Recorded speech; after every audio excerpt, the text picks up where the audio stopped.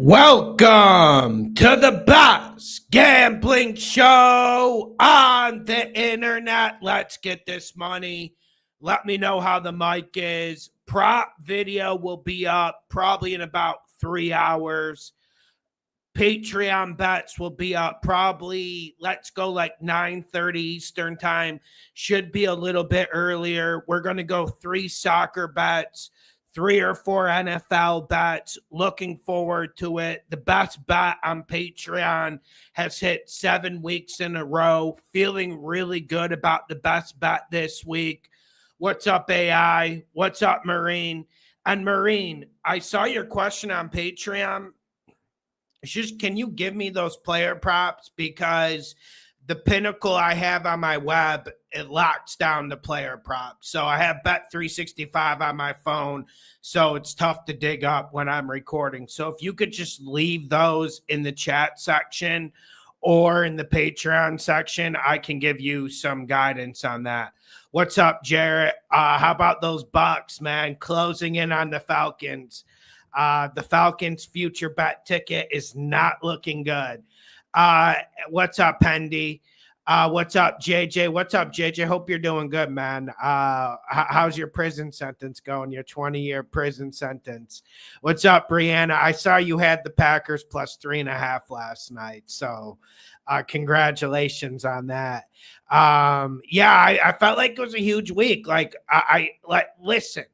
I felt like it was a huge week once again. I've been pretty good with the directions on Patreon. I tell people to go small on games I'm not certain on, and I tell them to go big on games I'm certain on. If people follow the directions, great. If they don't, that's fine. But yeah, man, like every time I've told people to go hard this year, it seemed to pay off. I mean, you always worry about that. You always worry about, you guys know, like in previous years, I never listed the best bet, but I feel like it's really important to do this year. So we got another best bet up this week. I kind of felt like this week it would be more of an equal distribution, but I disagree about that now, the way this week's moving. What's up, Eusebio? How you doing, Eusebio? What's up, Noah? Life sentence. What's up, Mike Stacks? How you been, Mike? How's the circuit going? What's up, Chief Soma? Those are the what do those do? They're muscle relaxers. What's up, Iron City? I'm doing excellent today, man. What's up, Cals? Cals, I'm looking forward to getting to your Patreon question. Sharif, what's up? I like Tampa to a certain extent. It's just Sharif when you play the Raiders. Okay, now on the upset video, I looked horrendous when I picked the Raiders to upset the Broncos. Obviously, whenever you're picking upsets, you're gonna look horrendous. And people get really, really triggered by the upset video. It's an exercise. It's fun. They're long shots. But one thing about Antonio Pierce, firstly, I was wrong. We won a lot of money last year on his new coach bounce, and it's just been terrible. I don't know the decision-making. And I've always been anti-Gardner Minshew. I don't know how you go into free agency, firstly. And I don't know if Antonio Pierce had any say in it, so I don't want to attack him if he had no say. But how do you go into free agency with Gardner Minshew and Jameis Winston and Sam Darnold? And how do you take Gardner Minshew over those two guys, firstly? So I seriously question the decision-making. I seriously question the in-game coaching for the Raiders. So I obviously think the Bucs will put a spanking on them. The Bucs home field is actually relevant again. But here's why I worry about that game, and the reason why I wouldn't lay the point. I would bet Tampa if you put my life on the line, Sharif. Okay, let's be honest with it. Tampa Bay's the side here if you want to bet it. I worry about people like Antonio Pierce because he's not necessarily playing to win games. He's more or less playing for the covers. And I'm not picking on him for the end of that Chiefs game. Like, that's not even a even a piece of small grain of sand in my analysis. Like, it's just been a disaster from a coaching standpoint, punting at the 50-yard line on 4th and inches the whole year. And he plays to cover the game. So whenever you get against the Raiders laying more than 4.5 points, just keep that in mind. Like, you guys remember McVay 2.5 years ago, when the Rams were really bad and everyone was injured and Matt Stafford kept taking hits, and they would get a late cover every single game. And the Rams were like 11-6 against the spread, even though they were absolute dog shit. That's the type of stuff we're seeing out of Antonio Pierce. I don't know how to say it more eloquently. It's just, man, I've just been really disappointed. And I want to go back to the decision-making there before we attack his in-game decision-making. How is Jameis Winston or Sam Darnold or Gardner Minshew the choices? And you take Gardner Minshew. How does that happen? How does that happen? And I feel like we're going to get cheated out of Jameis Winston next year. Like, he needs to be starting quarterback somewhere. If I was the NFL commissioner, I would use soft power, some sort of power, to say, like, listen, this quarterback class isn't good. One of you shitty teams has to just put him in and let him roll, because these memories he's building every single week is phenomenal. Like, I want to watch the Brown Steelers on Sundays just to see if he goes off again. I mean, that's where I'm at. Like, I want to just see him go off. I don't even care if he throws 3 picks. I want to see him go off, because that's why I fell in love with football in like 97, 98, watching Steve McNair and Brett Favre just sling it and get hot. That's what I want to see. I don't necessarily want to see like Will Levis or Gardner Minshew playing football. That's not really what I signed up for. So yeah, what's up, Sha? What's up, man? What's up, Mike Love? Cowboys in the upset. Well, you guys are bold. What's up, the one and only Dougie? Is that my friend Doug? No, that's not Doug. That's not Doug. But yeah, hit the like button. Rich, Tampa Bay and money and Miami money line parlay. What you think? I think that is good. I think that's the only teaser option I have interest in. I don't think it's a great teaser week. You remember on Patreon, we kept hitting those 2-team 6-point teasers for -110. It was a nice run. It's just that would be like the only one I'm interested in this week. That makes perfect sense to me. And like I said, like I went on the rant about Antonio Pierce. I think it's always smart to tease down that game. Bucks are playing pretty good. All things considering what happened in the first half against the Panthers last week, they did look bad, but they responded well. What's up, Vaughn?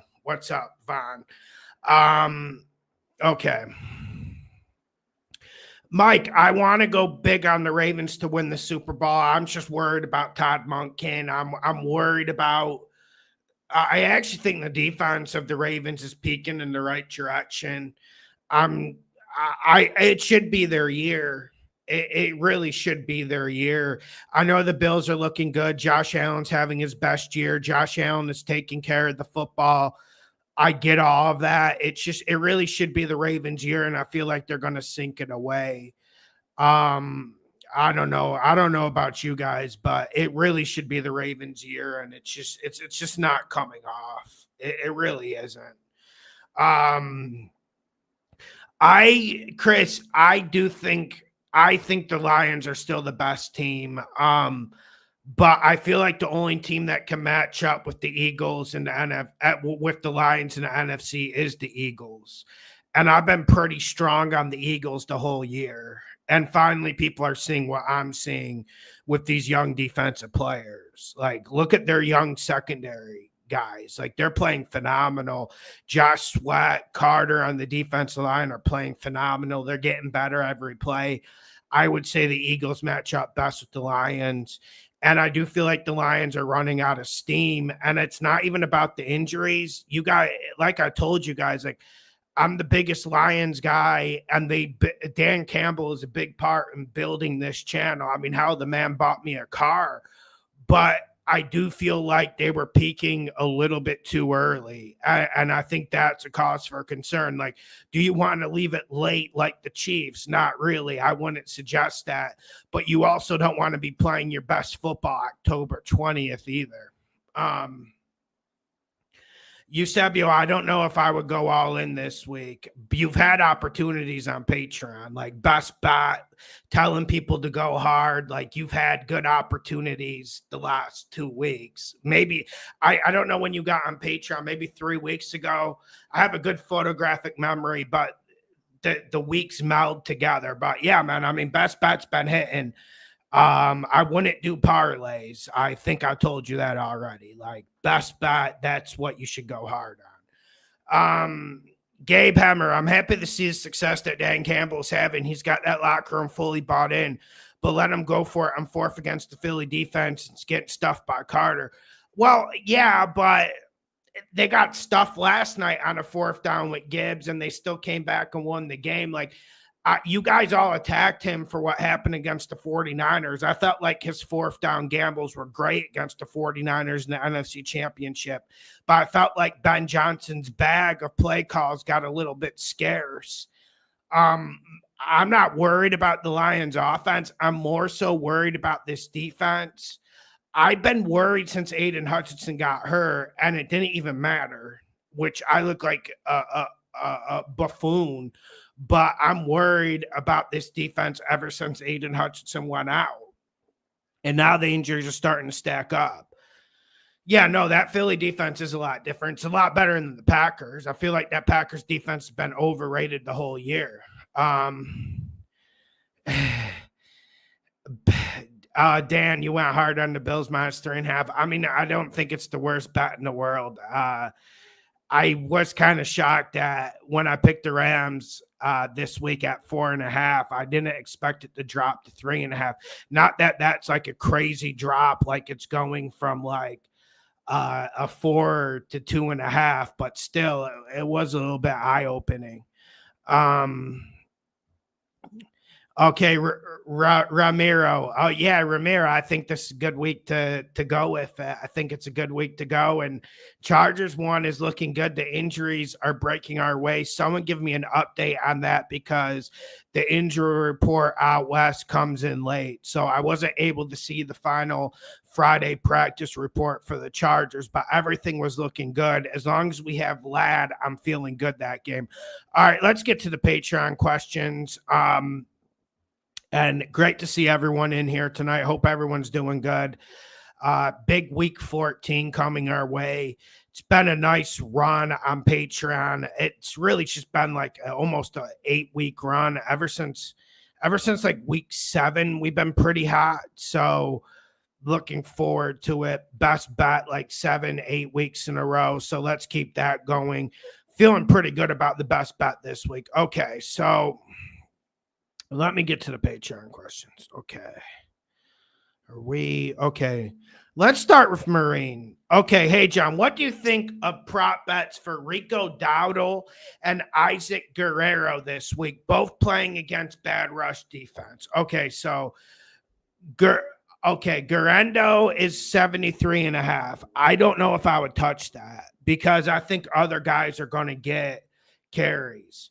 Dowdle over 68.5. I would go over for Dowdle. I would go under for Guerrero. So here's what I'm looking at in this game. Obviously, the better matchup is whatever 49ers running back against the Bears front seven. The weakness of the Bears is their front seven. We know that. Like, you can run it on them for fun. I just wonder how many carries he's going to get.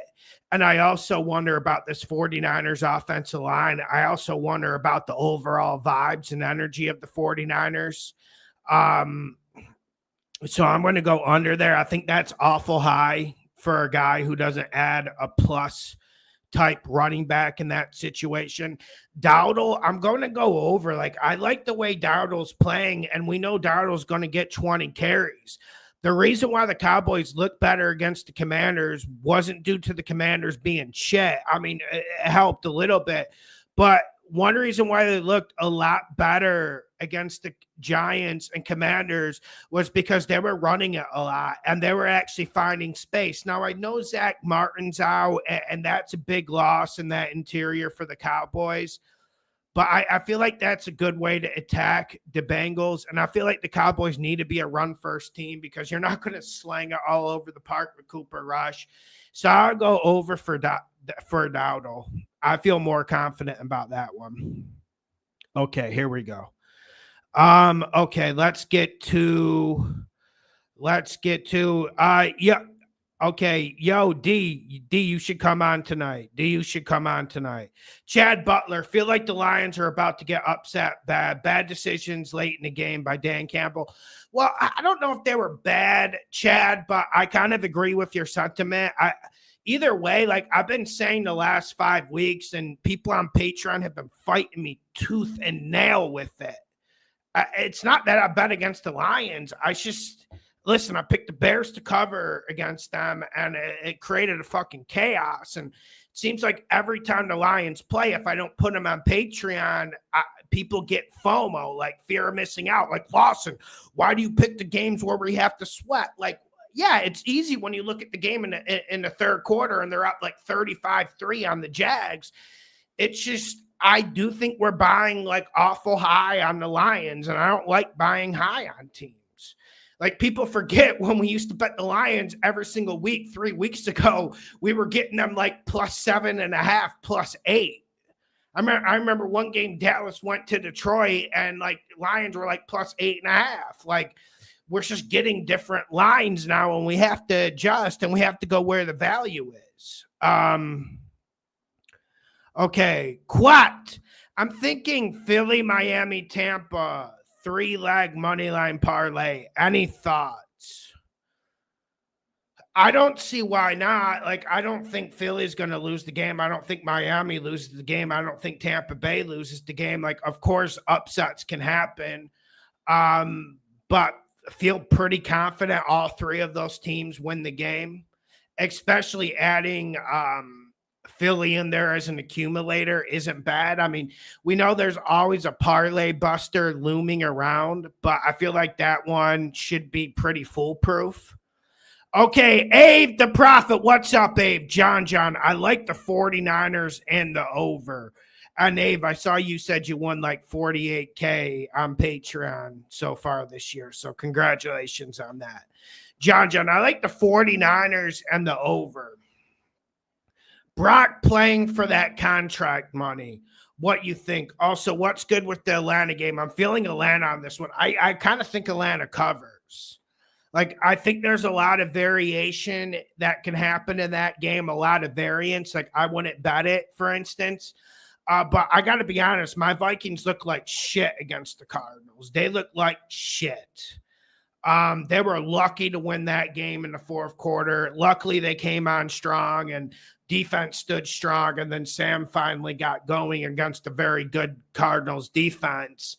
But I do think Atlanta keeps it close. It's just, Abe, do you want your weekend riding on Kirk Cousins in the red zone against the Brian Flores defense? I don't know. Vikings have been really good against the run. I would go Atlanta to cover. I just think with it up to 6, that's just too many points for a Vikings team that even when they were at their best earlier in the year, do they play a full 4 quarters? No. Like, remember Green Bay? They're up like 28 points. Green Bay almost comes back to win the game. Like, so many examples like that. The 49ers and the over. I do like the over in the Bears 49ers. But I can't say I like the 49ers in this game. I had to change my pick on the upset video, and I'm worried about Brock's shoulder. I am. And him and Jawan Jennings have been absolutely phenomenal. Jawan Jennings honestly looks like an upgrade on Brandon Ayuk. Like, Jawan Jennings has been one of the players who we've been riding on the prop video. Prop video will be up later tonight.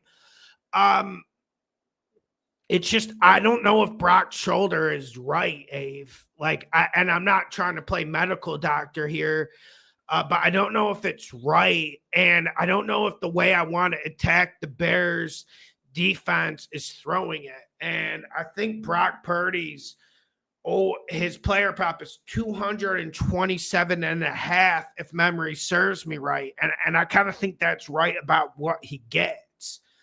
So I'm nervous about the 49ers this week. I am. Like I said, initially when I looked at it, I was like, okay, yeah, let's go.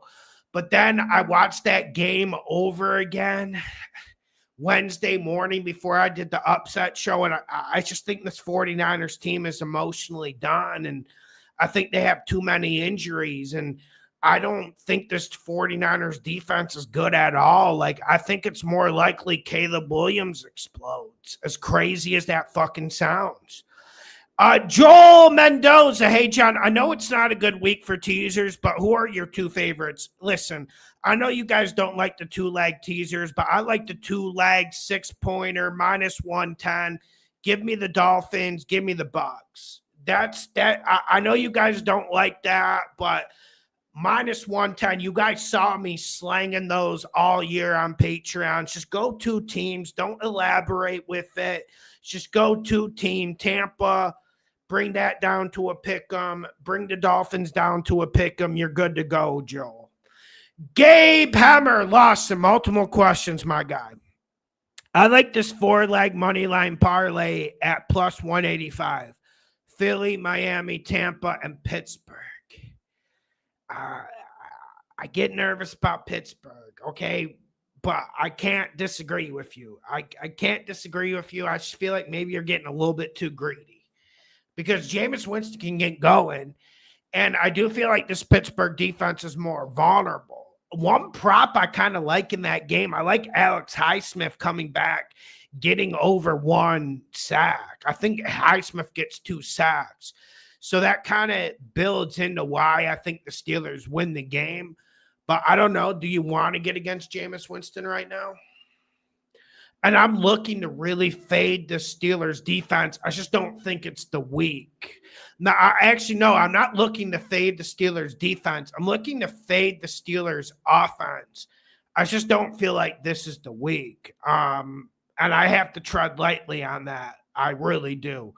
Okay, currently Atlanta is -125 with a tougher schedule than Tampa. It is tougher than Tampa.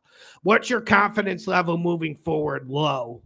We're on prayers. I have them for the division as you do. We're on prayers right now, Gabe. Like, Gabe, it's prayers, okay? It's prayers. Like, I know the Chargers were the best bet last week. But even I was shocked how bad Atlanta looked. And people were saying, like, the Chargers bet was lucky. Like, no, it really wasn't. This Atlanta team is treading in the wrong direction. Like, there's no confidence. It's prayers that future bet hit. The other two future bets I have are going to hit. That one, we're in the rosary. We're holding it up. And we're saying, oh, Jesus. Like, we're done. We're cooked. Pittsburgh has the division lead. And that Vegas win over Baltimore makes it very difficult for the Ravens to get the division. Pittsburgh is -160 currently. Thinking that's free money. I don't bet 160s. I wouldn't bet that. I don't bet 160s. And we've seen Pittsburgh lose to poor teams this year. So I wouldn't bet Pittsburgh -160. Then lastly, Seattle is at +145 and in first place in their division. Big game at Arizona this weekend. Are these division winner bets you take a stab at? I'd take a stab at Zona. I think Zona wins the game this week against Seattle. But if you really feel like Seattle's the better team, and I just don't think Seattle's well coached enough for my liking. I missed some super chat. Vivian sends $50. Thank you, Vivian. I assume it's been a good year gambling for you. Appreciate it. And how about those Bills? I know you liked us getting against the Chiefs and betting the Bills. Best bet on Patreon. Nothing better than getting against the fucking Chiefs. Waiting the whole year, and we get against the Chiefs in the best bet of the week. That was beautiful. Thank you, Vivian. Oh, Vivian, you're too generous. Thank you for your generosity. Alistair Hall lost to Mr. Moneyman. You are a saver. I appreciate it, man. No, you guys are the savers, man, because you guys see how this algorithm's going. So the bets are better than ever this year, yet the views are down. Like, it doesn't even make any sense. Comments are up, like Patreon subscribers are up. Like, it doesn't even make any rational sense. So, like, no, you guys are the saviors. So luckily I get to just sit at home and watch games the whole fucking day. So it's a lot easier when you have time on your hands. I was pretty dangerous as a gambler when I had a regular life, but I'll tell you what, man, like having the security to stay at home and just bet is a lot better. Okay. Brendan Lawson, am I crazy for thinking the Steelers curb stopped the Browns in a revenge game from a couple weeks ago in the snow? No, I don't think you're crazy. I don't think you're crazy because I think the difference in this game, actually, there's two things that worry me about the Browns. This defense, like, I don't know, man. Like, this Browns defense sucks. And you got Denzel Ward banged up, and with him banged up, you got Pickens deep as an option. And then, like, the Browns play a ton of man-to-man, and it just gets fucking predictable. And this Browns defense has been really disappointing. Like, there's been a lot of talk about Deshaun Watson this year. There's been a lot of talk about Stefanski this year. I just expect better from a Jim Schwartz defense.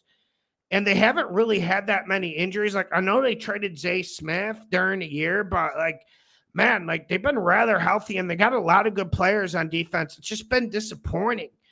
And the other thing that worries me that could lead to a curb stomp, which, like, I actually like the alternative line, like Steelers minus 12.5 than the 6.5, because I see what you're going from. Like, I think there could be variance. Like, I could see Jameis Winston getting sacked 5 or 6 times. Like, is Jedrick Wills going to be back? Does him being back even help? He's just been a terrible pass blocker this year. The whole offensive line, I felt like they all got old at the same time. We felt like we would at least have a good offensive line with the Browns. They've just been abysmal this year. And so that's why I would rather have like the Steelers alternative line and more or less bet Steelers blowout than bet like the +7 or bet the -6, -7. Like, that's just more appealing because like I could see a world where the Browns are able to move the ball on offense really well, but I could also see a world where the Browns just fucking collapse, which is entirely possible, even with Jameis Winston swinging a hot bat. Matty Zang, Miami -6, Tampa -6.5, Steelers -2.5. I tease it down. What's your take on this? I do like teasing the Steelers down. Tampa Bay -6.5. I would tease that down, Matt. I would stick with Miami -6 just as an accumulator. But I would tease the Tampa Bay down for the same reason that I said earlier. Like, Antonio Pierce, he coaches to cover games. And that's a fucking issue in this league. Like, 90% of coaches coach to win games, but there's always a few. And you guys know who, like I mentioned, Sean McVay 2 years ago. There's always a few coaches. There's always 2 coaches a year that just coach to cover games. They don't coach to win games. Antonio Pierce is one. So I'd approach that with extreme caution.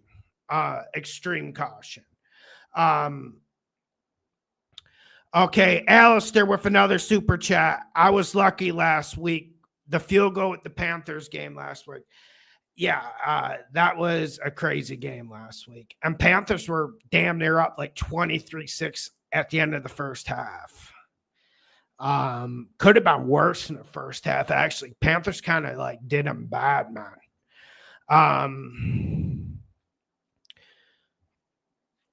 Okay. Yeah, like I know, like you guys are going trend bets, like, oh, the Hawks beat the Cardinals 6 straight times. Like, well, two of those times, John Skeleton was quarterback, like, or Jeff Toole was quarterback. Insert name. Like, I don't know, guys. Like, come on, man. Come on, man. Like, come on, man. It, this is going to be a different game. Obviously, Vegas is hinting that they value the Seahawks a little bit above the Cardinals with that -2.5. I think, because I think the Desert's one of the best home field advantages. Like, I think the Desert is better than Seattle's home field advantage, for instance. Okay, let's get to. But thank you for the question, Matt. Joseph Campbell. My only locks to cover the spreads are Bears +4.5, Dolphins -6.5, Steelers money line. I want to go back to the Rams +4.5 to cover. What's the better pick? Bills cover or Bills money line, or Rams cover +4.5? Well, it's down to 3.5 now. Man, I don't want to pick a side in that game, but I want to go over. I feel like there's some good props. I have 4 props involved in that game. I just don't want to pick a side in that game. I feel like the 49.5 is more appealing. I do, but I also believe in the Rams, and the Rams were a big bet for us last week, and I feel like we have a great timing on the Rams. But honestly, like, I feel like we have a better read than anyone on Rams. Like, every single Rams game we bet for or against them, we've hit this year. We bet Miami against them. We bet the Rams against the Patriots. We bet the Rams against the Saints. We bet the Rams against the Seahawks. And we got against them at the right times. I don't have an answer for you, Joe. Obviously, I'd prefer to go Bills money line, but I also feel like this is kind of a bad spot for the Bills that no one's talking about. And this is a Rams offense that has been really inconsistent. It's kind of like some of the player prop options for the Rams running backs. I could see how this is a bad matchup for Matt Stafford, but I do think the Rams run the ball. And when the Rams run the ball, they play better. I know this isn't the answer you're hoping for. I just think there's a lot of gray area in this game. Richard Lockhart, good evening, John. What you think about this? Pittsburgh over in terms. Oh, I feel like Pittsburgh Browns over is the money pick in terms of totals. I think when I picked it, it was 46.5. Let me see what it was at. I feel like that's the best total I picked the whole week. It's 43.5. Are we getting weather? Did that move down? It's 43.5. Oh, that's a good over. That's a good over if I've ever seen one. That's a good over if I've ever seen one. Even with the variation I talked about in that game. Miami -6.5, yes. Rams -4.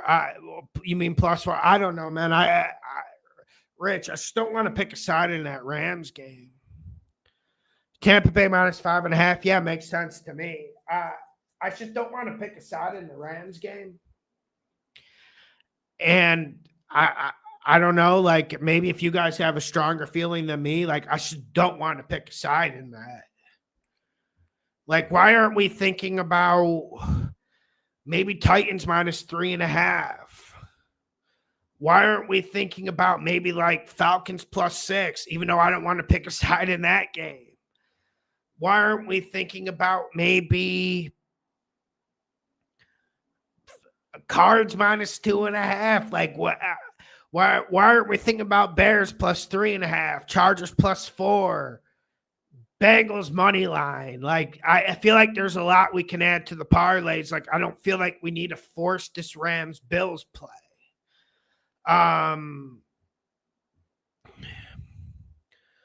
Okay, here we go. Brian Webb, what up, Lawson? Let's get this money. How about them Lions? Also, anybody got any games for college this weekend? Dude, that was a beautiful win by Dan Campbell. That was a beautiful win by Dan Campbell, Brian. Yeah, we'll see if anyone chimes in with some college games. Like you guys know, I have no fucking idea. I just watched Syracuse and Colorado.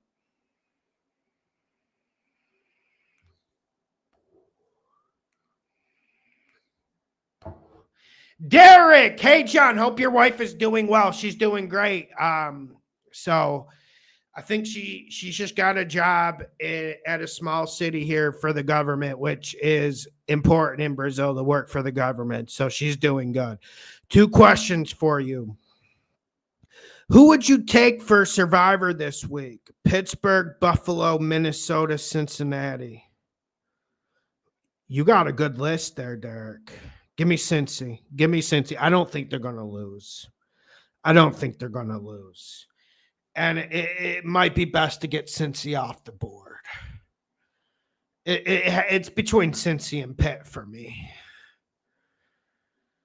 Because Vikings will have some easy games coming up as well where you could use them. I think. If you had to take 2 or 3 games off this 7-point teaser, which would they be? Philly minus 5.5. Keep it. As long as you pass that 6-7 threshold, you're good. Pittsburgh plus 0.5 point. Let me think about it. Tampa plus 0.5 point. Keep it. Miami plus 1.5. Keep it. Buffalo plus 3.5. Let me think about it. KC plus 3.5. Take that off. Cincy plus 1.5. I would take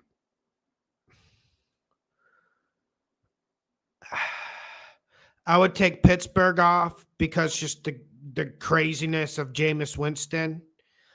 And I would take Kansas City off. Not that I think Kansas City's going to lose by more than a field goal. My strong feel is on the Chargers plus 4 because I just feel like this Chiefs offense is average. And I'm sick of just pretending like they're going to turn it on, and that's supposed to make me scared. So I would take KC off, and I would take Pittsburgh off. Like I said, we talked about the Pittsburgh game. It's just I fear something insane going on with Jameis Winston. If I was holding a Pittsburgh money line, pretty much is what you're holding. So I'll take off Pittsburgh. I would go Philly, Tampa, Miami, Buffalo, Cincy. Okay. Kels, Lawson, what's up, bro? Great season. It's been a great season, Kels, especially this last 7-8 weeks. My question is, with all these teams 2-10, 3-9, should we look to bet against them thinking they're playing for a top 4 draft pick? I think that's a good question, but I would say no. I would strongly advise against that. Listen, I know the NBA has conditioned us to tanking and all that good stuff.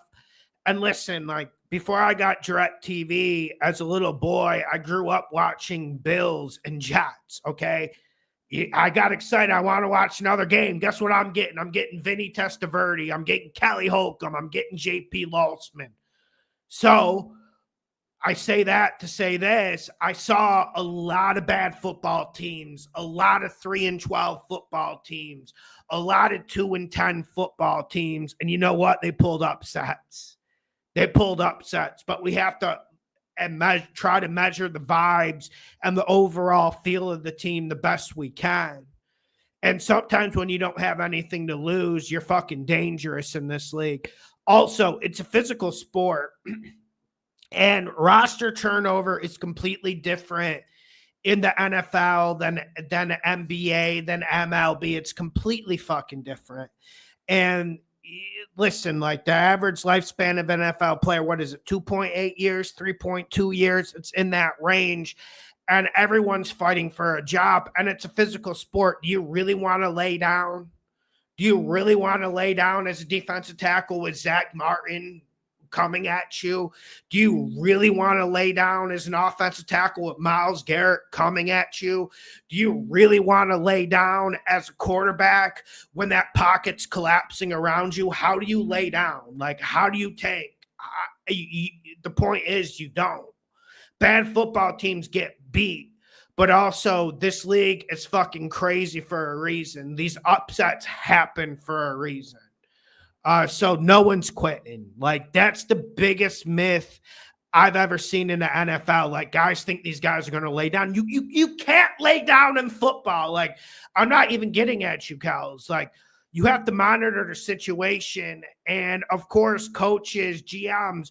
We saw the Stephen Ross, Brian Flores situation where Stephen Ross allegedly offered Brian Flores $100K to lose games. Like, we've seen Ryan Fitzpatrick bench for Tua when Tua wasn't ready, when the Dolphins could have had a playoff spot. Like, yes, we've seen these things, but once you get out on the field, it's different. Like, Dexter Lawrence felt like the Giants were throwing away the season by releasing Daniel Jones.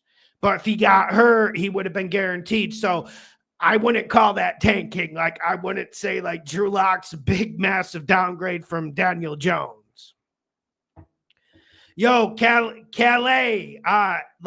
Dude, Calais, I've been excellent, man. Appreciate you following me for 4 years, man. Appreciate it. I'm glad you hit that parlay, man. Albert, with the over/under in the Vikings Falcons game, I would lean towards over, but that's not a strong inclination on me. I think the best total to bet is over in the Browns Steelers game. So that's where I'm at. Okay. Kind of like the over in the Panthers Eagles game. I missed that in the video. Okay, Jarrett Hart, the over/under in the Browns Steelers game is way too low. I'm hammering the over. Agree. And plus it went to 43.5. Bro, when I picked it, it certainly wasn't 43.5 when I picked it. Ron Borquin. What's up, Lawson? What's up, Ron? Hope you and the family are doing well, Ron. I'm doing good this week. Finally getting over this fucking COVID. First time I've been sick for 8 years. So that's a blessing from God. But, like, you know, when you haven't been sick in like 7-8 years, it's a fucking bitch. 7-point teaser thought. Pittsburgh pick'em. Chargers plus 11. Yeah, why aren't anyone teasing the Chargers? Like, one half the Chiefs beat a team by like more than 7.5 points. Like, they couldn't even beat the Panthers by fucking 6 points. Like, why isn't anyone thinking about teasing the Chargers? Chicago plus 10.5, Miami plus 1.5. Any you would drop at. Like I said, I would just take Pittsburgh off of there. Like I said, like, what I'm saying with Pittsburgh, I don't know if it's making sense to you guys. Like, I just feel like there's so much fucking variance that can happen in that game. I mean, you can just watch the first game and just see the pure variance in action. Like, I know it's in Heinz Field, and I know the Browns can't block. I know Highsmith is back. But yeah, I like the Chargers plus 11, Bears plus 10.5, Miami plus 1.5, and add fucking Tampa Bay. Okay. Okay.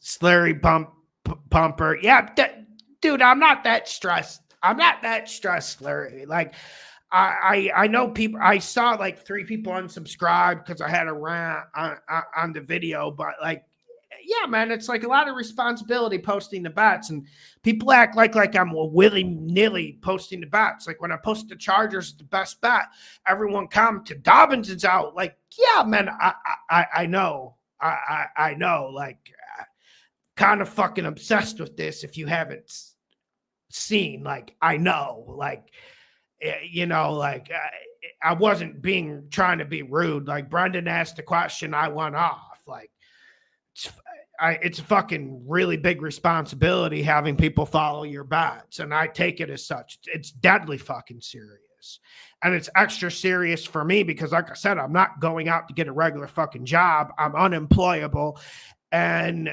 I enjoy my life now, and I enjoy betting and making money with you guys. Like, what better life than that? Like, yeah, if I could be in the fucking NFL or fucking NBA, yeah, that'd be great. But if you can't do that, I want to be doing what I do now, and you have to take responsibility with it. It's deadly fucking serious.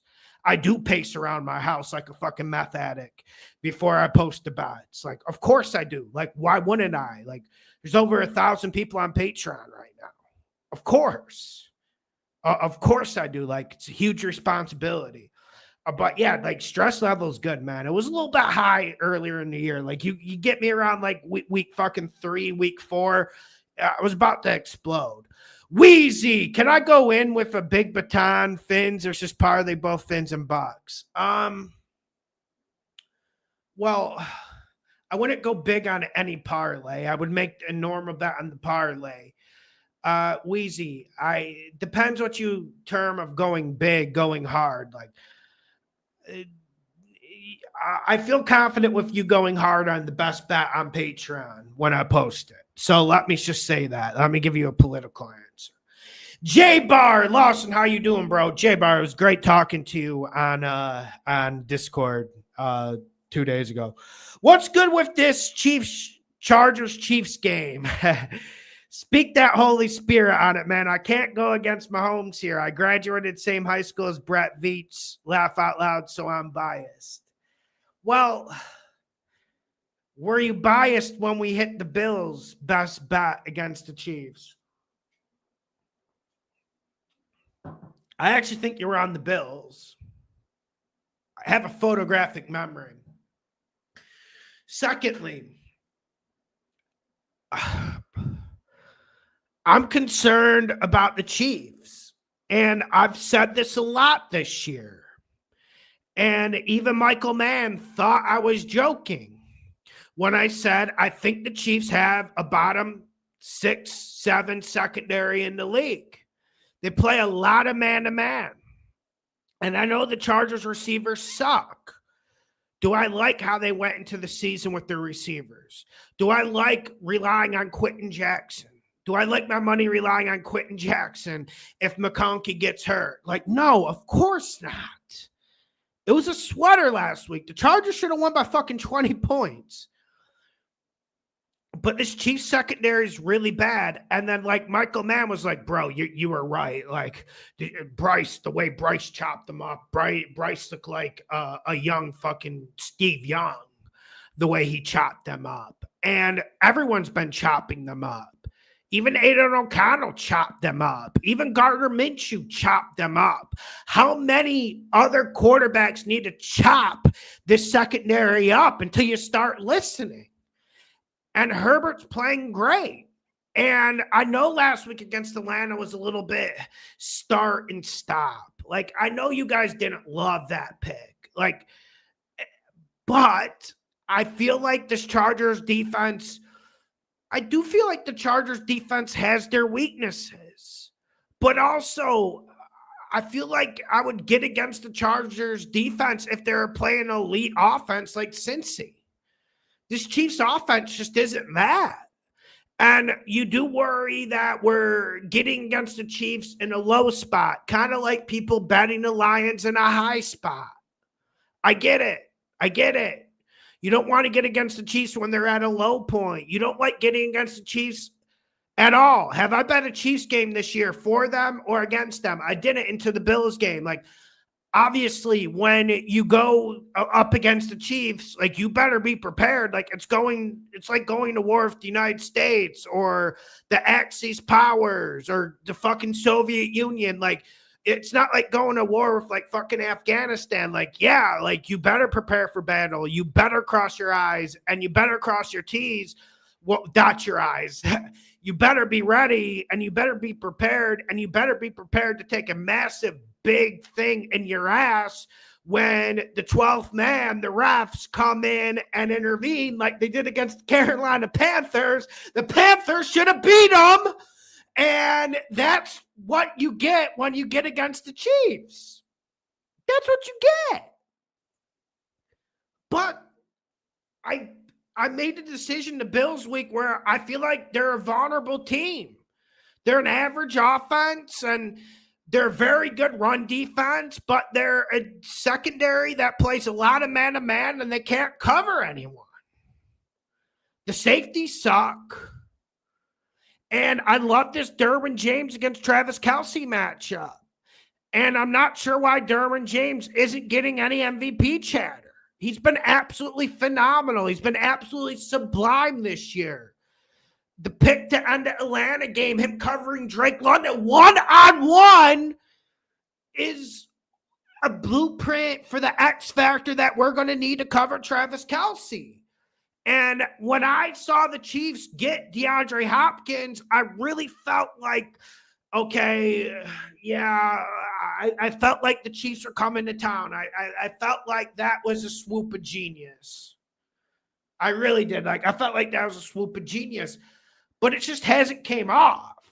Like, if you wanted to get Xavier Worthy props, that's fine.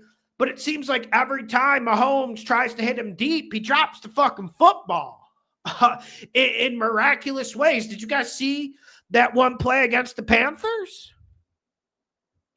So I feel like this is a good situation for the Chargers. I feel like it's a good spot for the Chargers. As long as we have McConkey, I feel like we'll be able to have space and a little bit of breathing room.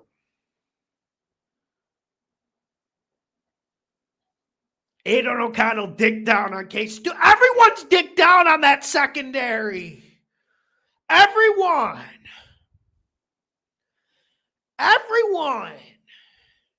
And like that Chargers Atlanta game, like, I don't know, like, do I like how the Chargers threw the ball like 25 straight times? I didn't feel like they were running it all that bad against Atlanta. I didn't like the flow of the game from Harbaugh, but I also don't like him running it 8 straight times like the first 3 weeks of the year. I just feel like this is a really average Chiefs offense.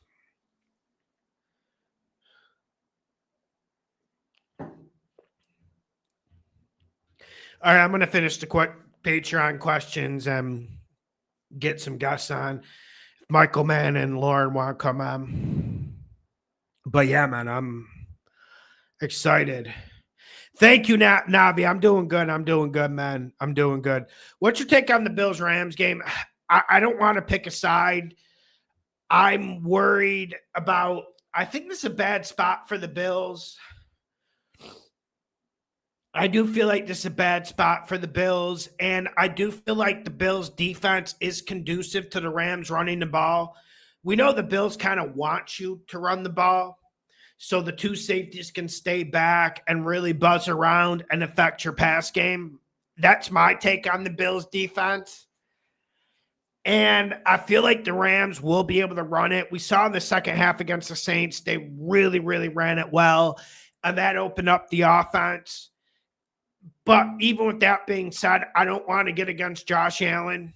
I really don't, the way he's playing. I mean, you still might get some crazy Josh Allen turnovers, but he seemed to cut them out. So, Eric Reborn, do you like the Bucks plus 110 to win the NFC South? Yes, I talked about that with Michael Mann. Michael Mann was on that like 2.5 weeks ago. I think that makes sense. To me, man. Excuse me. Okay, let's see what's it.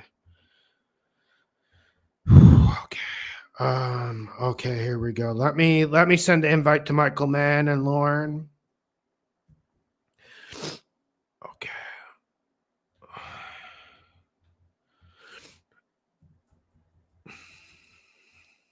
Hope everyone's doing good tonight. Hope everyone's doing good. Feeling good going into this week. I really got nervous about this week when it got to Wednesday, I'll be honest, but feeling better about this week now. I really wanted to do something with this Panthers game. Like, remember on the upset video, I said bring the Panthers down to +6 against the Chiefs. I just don't think we can do that against I just don't feel like we can do that against against the Eagles. And did you guys see how high I posted on Instagram? I don't know if it got lower to 110, but did you guys see the player prop for Saquon Barkley? It was like 113 and a half rushing yards. That's the highest player prop I've ever seen for a running back in my life. I don't know about you guys. Sounds good, Mike. How's college football been? You want to know what pissed me off? Like Gus Johnson and Joel Klatt pissed me off. Like when Michigan went to put the flag in the middle of the Ohio State's field, they were acting like someone just took out like a machine gun or a machete and was going like just pure like 1880 and just going insane. Like, did you guys see that? Like, they acted like it was the like most heinous act they've ever seen. Like when Randy Moss did the fake moon when he scored against the Packers, like Joe Buck was so outraged about it. Yo, Jerome, what's going on, my man? Let's get this money. My Lions are on fire. Yes, let's hope they get healthy. Let's hope Aiden Hutchinson recovers. They're looking good this year. Really, the only one fucking with your Lions, Jerome, is the Eagles. But hopefully Dan keeps these guys like not practicing too hard. Hopefully he just has them take a deep breath and has them prepare for the playoffs, because the playoffs is where it's going to be decided for them. And I kind of agree with you about the Vikings folding. The performance levels just hasn't been there.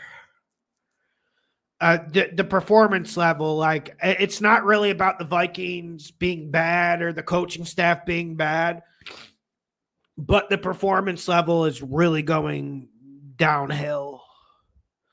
It's really going downhill. Yeah, it's crazy, Brian. It's crazy. Like I said, like I haven't been sick in 8 years. Like thing got me. Like it just like left me depressed. Like on Thanksgiving, the games were good, but I just like felt depressed. Like I didn't even feel sick. I just like felt like feeling like nothing. Like I was depressed, like or like my dog died, or it was just like a weird, like depressed feeling. Like I didn't want to fucking talk to anyone. Like didn't want to go outside. Like I went to buy bread for my wife. Like I like like those autistic teenagers. Like I just looked at the ground and just like scurried away. Like there used to be these kids in high school, like how you walk normal, like they would like scurry, kind of like a rat, like they would just like scurry like real quick, like looking at the ground. Yo, King Justin, great to see you're doing better, man. Great to see you're doing better. Yo, Tony, what's up, Tony? Yo, Tony, what's up? Tony,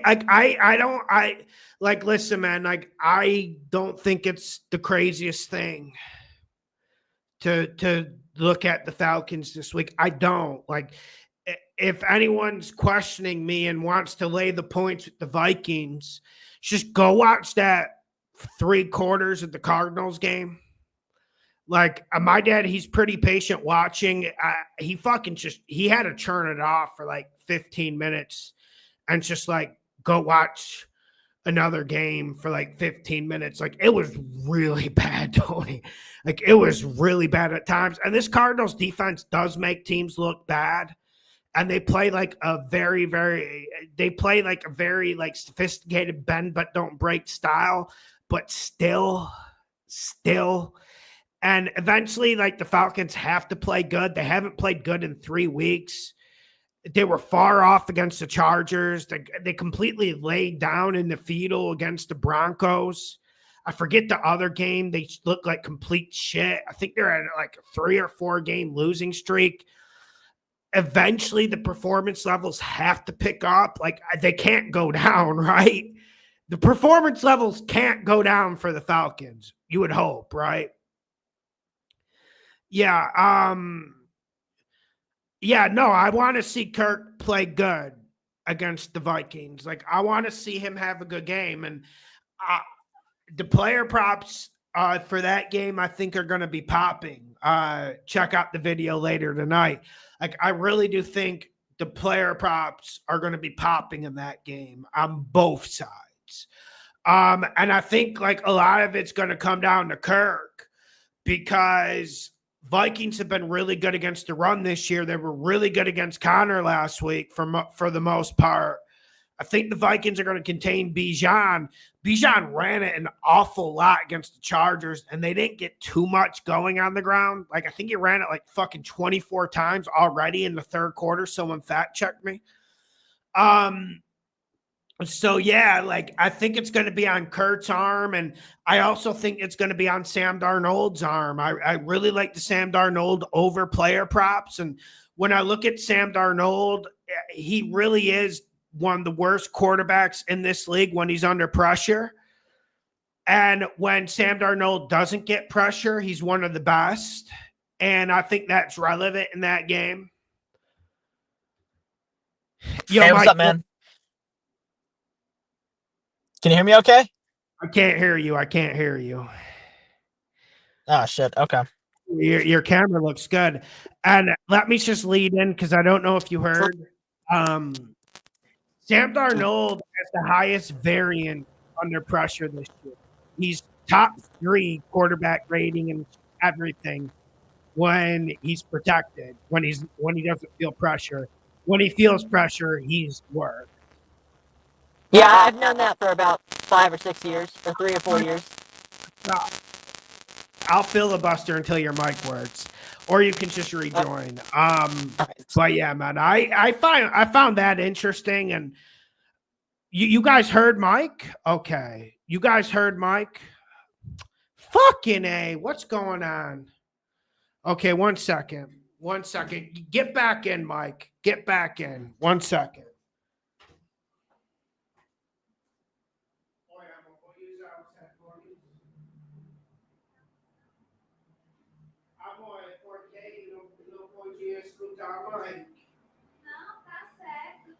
Obrigado.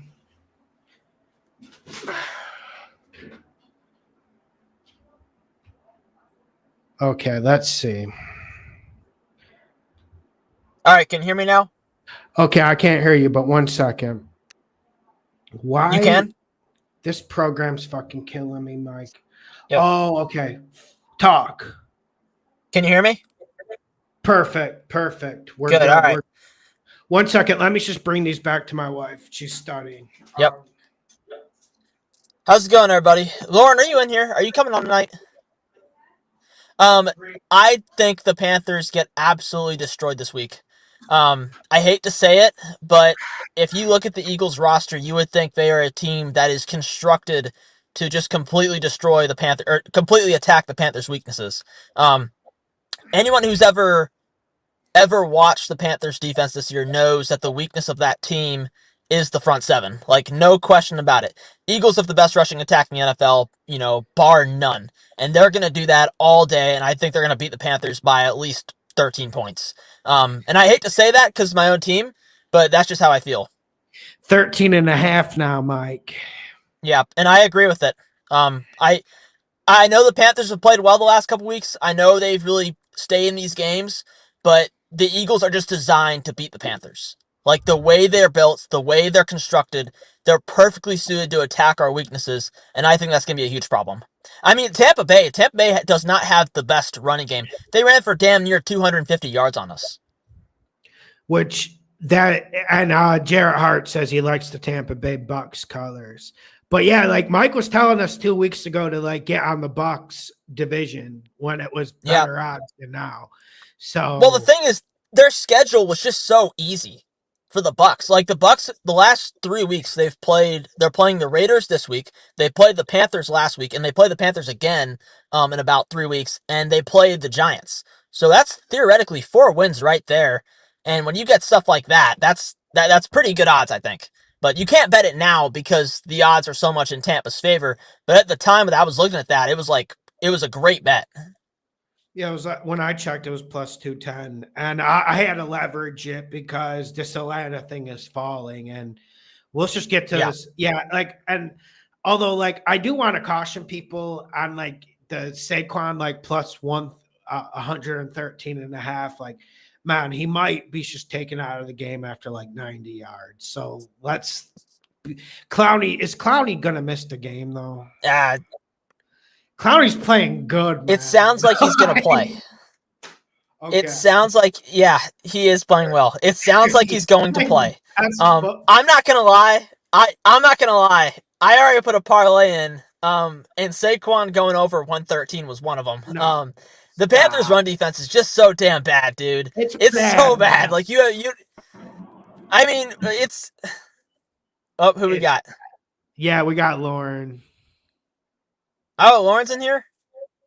Yeah, so we'll see if she talks. Yeah. But yeah. But no, I love the over. Love the over for the Panthers game. I know last week was stressful, but if anyone watched that Panthers-Bucks game, that thing should have gone over no problem. Like you said, like Panthers should have been up 23-6 at half, and the over Can you guys hear me? Yeah. Okay, yes, can't hear you now. Hey. Are you taking the Panthers to cover? What is it, 12.5? No. 13.5. No. Someone just put a $3 million bet, according to someone on Patreon, put a $3 million bet on the Eagles. Yeah, that's where my money would be. On the money line or like? No, on the spread, which is fucking insane. Nah. That's just dumb. That's pretty... Like, I mean, if I were to take, I'm not taking a side, but if I were, I would take Philly.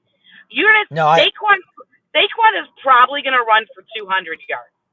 I know. The line for Saquon has to be 100 and something. Yeah, if you have Saquon in fantasy, if you're playing Saquon in fantasy this week, just good luck. Yeah, good luck. That's not going to be good. No, terrible. Okay, someone said it was on the money line. Okay, if I was Vegas, I don't even think I would take that bet on the money line. Yeah, I don't know that I would. I don't think I would. Like, there's got to be a cap at some point. Yeah, and I don't. What's the return? What's the return on that? Probably like 200,000. Yeah, I mean, not worth it. Why would you even do that? Degeneracy. People think they get like away with that shit, and every single year someone gets bitten on Patreon. Like, you can't get away with it. And I used to think I could get away with it too. And then I saw a Tom Brady Bucks team like lose when they were laying like 10.5. Like, you learn your lesson. Is it like minus 1,200? Like, I don't even. No, like it's not worth it. It's really not. No, worth and it. Vegas shouldn't be taking that shit anyway. No, like, no. But all right, let's get what games you guys want to talk about. Okay. Firstly, I want to say I'm with you on Dolphins Jets. I don't think we need to get into it too much, but I think that 6.5 is a gold mine. I think the Jets are. Hopefully, it's still 6. Hopefully, it's still 6. Yes. Yeah. Sorry, it's 5.5. I keep thinking it's 6. It's 5.5, 6. Like like I said, don't want to give details, but we should have it locked in. So yes. Yeah. I think they're 1 or 2 more weeks away from complete disarray in the Jets locker room. Worse than it is right now. So I think this is a game, especially in Miami, where it's gonna be hot, where you're gonna have the Dolphins playing at their best after they lost pretty bad last week in a game that they shouldn't have been losing as much as they were. I think they rebound at home this week. That muff fumble, like I told you, like I wasn't trying to cope. I'm just saying, like, you muff a fumble, that was probably a 10-point swing minimum. And Miami offense kind of looked good in the first half of the game, yet nothing came of it. And there was even a point in the second half where you thought they could get back in the game, but it just wasn't to be. I think the lesson that we take away from that game is, like, look, I don't care what the spread is. If it's anything under 5, we just cannot trust Miami in the cold ever again. No, can't. Even if they play like 8.5. Even if they play like Kansas City. Even if they play. Hello? Go on. Can you still hear me? Yeah, no, hear you, Chris. Okay. Even if they play like KC in the playoffs, I'm not touching the Dolphins with that. I'm not touching it either. I hope they get to the playoffs, though. But someone keeps counter signaling me every time I pick Miami at 1:00, and every time I say it, like when I picked it on Tuesday against the Patriots, one guy's like, bro, it's a cold front in Miami. It's going to be fucking 78 degrees. Like, what? And Do bro, you know what a difference it is going to like 40 degrees in Foxborough, which probably was under? I have no idea. Like, do you know? And you're right directly in the sun. Like, what? just Miami go won to a game crack in Miami. Chico.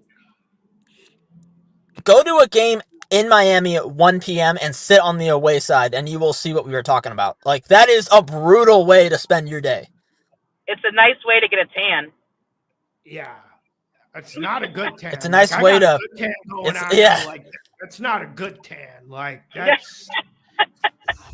It's not a nice way to watch your football team. That's all I'll say. No. So I think Jets get destroyed. But Mike, I also, did you guys see Sauce Gardner out? Morgan Moses is banged up. I think he's going to try to play. He went out midway against the Hawks, and like their offense really struggled when he went out, which is just like sad when your offense is relying on Morgan Moses. Breece Hall's out. It does seem like the white flag is being waved. No, it is. Yeah. I don't think we need to. I think it's a pretty safe bet. Yeah. I have some upsets that I think could happen this weekend. Firstly, yes, but firstly, I want to say here we go. Hey, we've been killing it for the upsets. Saints are gonna lose. No one likes them. Everyone gets mad. I don't know why people get triggered by the upset video so much. Like, oh no. I'm actually, not saying that. I'm just waiting for him to tell me how that the Saints are going to lose to the Giants. I don't think the Saints are going to lose. I think the Giants' locker room is lost. Yeah, probably. So that's why I'm not touching that game. But don't worry, Lauren. The Saints still. Don't worry, Lauren. The Saints still suck. I just don't think. I think their locker room is intact, where the Giants are just waiting for February at this point. I don't even know if is Locke starting or is it the other kid again. Locke starting. What is Locke? Well, I guess that's good for them, sort of. It's better than the other guy. Firstly, I hate to say it, but Lawson, you're starting to talk me into Chargers +4. Like, I really listen. I don't know how many people in here bet both LA teams last week. But my gosh, that was such a demoralizing experience to sit through the 1 o'clock and 4 p.m. slates and watch both those LA teams try to cover their spreads. Like, we won the Chargers bet, and I felt wrong about it. Like, that was terrible. I do not want to do that again. But I think this Chargers +4 against the Chiefs isn't a bad move, assuming Ladd McConkey plays. Mike, it's just to comment on those two games. Yeah. And like, that's why I told people to put the majority of the money.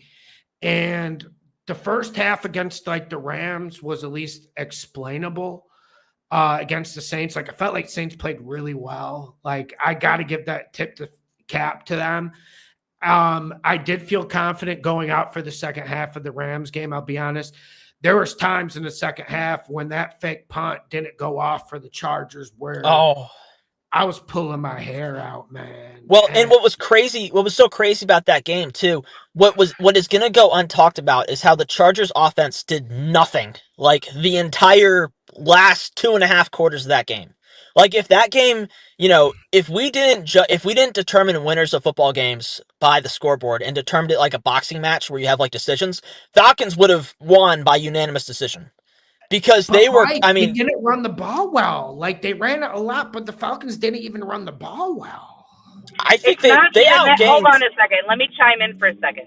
It's not even that. Cousins, did you not see how bad his throws were? I mean, Cousins was bad. It was atrocious. Like, all I'm saying is, last throw in the red zone, he literally just like floated it in the air. I don't even know what that was. Okay? Well, the pick six was terrible too. My point is, on a play-to-play basis, I felt like the Falcons outplayed LA, and the turnovers were just the big difference. The turnovers count towards the play-by-play. So I don't know Yeah, how Mike, you Well, say they play better. that pick six, they set him up because you watch a lot of Atlanta. Unfortunately for you, I watch a lot of Atlanta.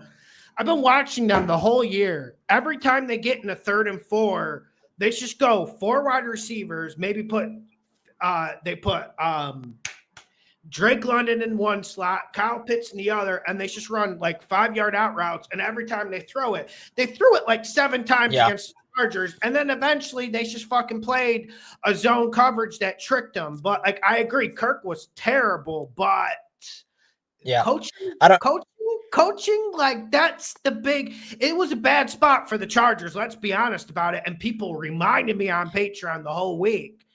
and they played like shit in the first half too. They had a bunch of penalties that really screwed them over.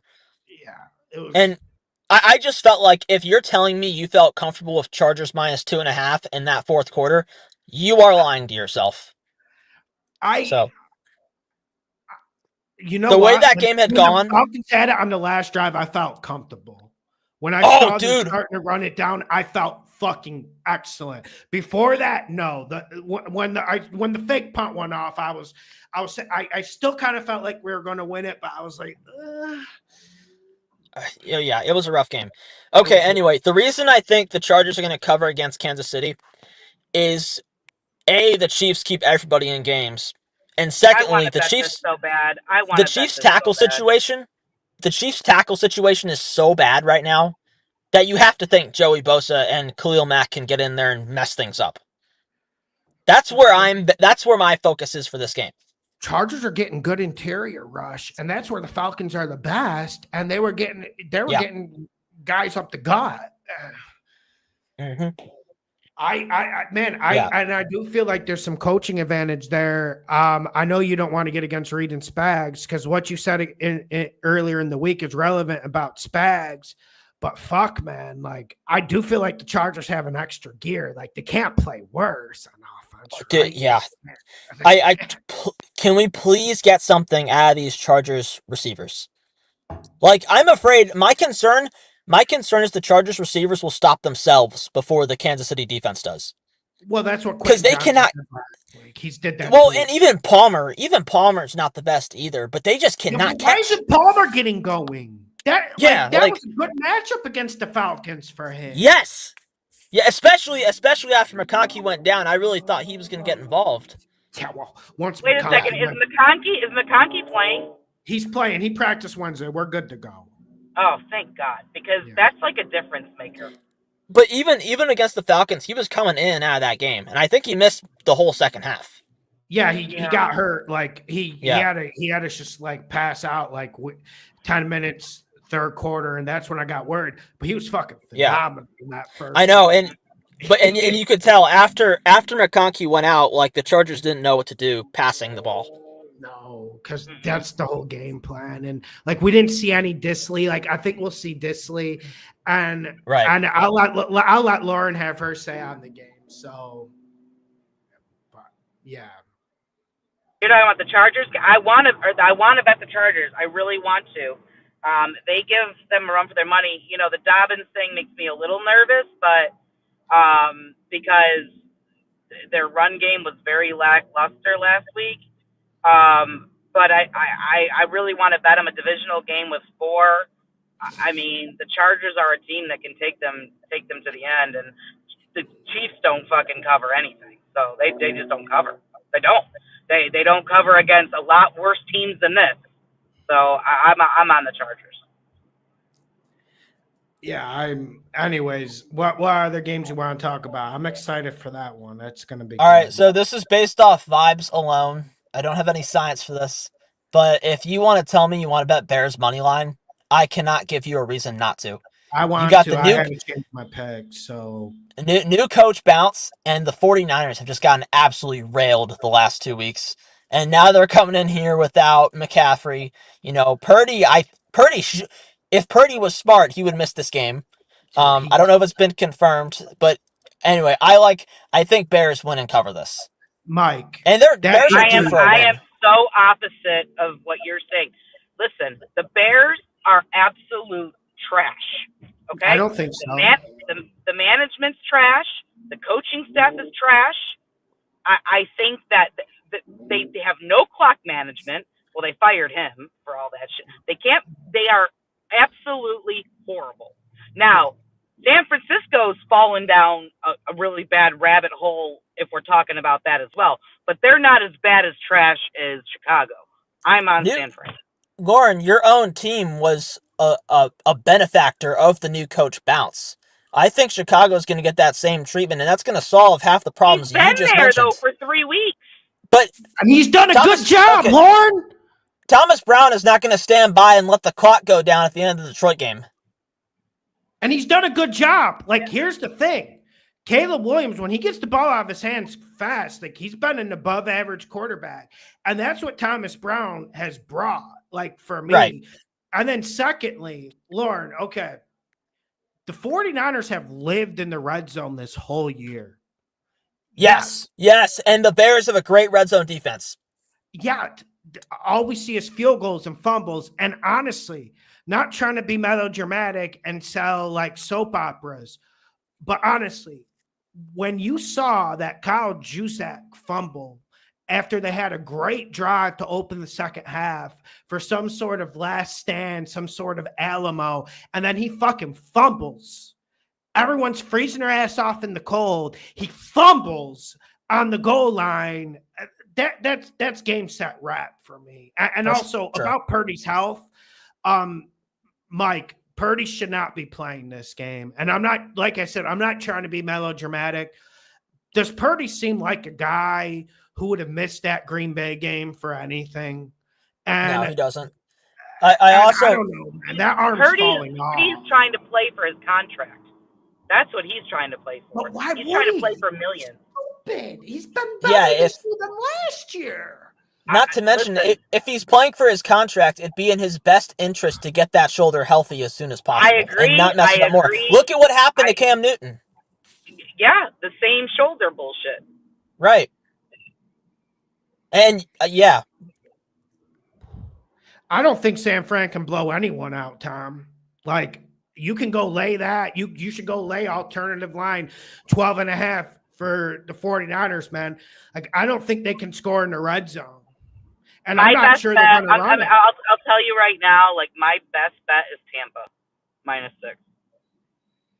Against who? The Raiders. Who? The Raiders. Oh, yeah, I like that. I know that they always cover, and he's trying to cover.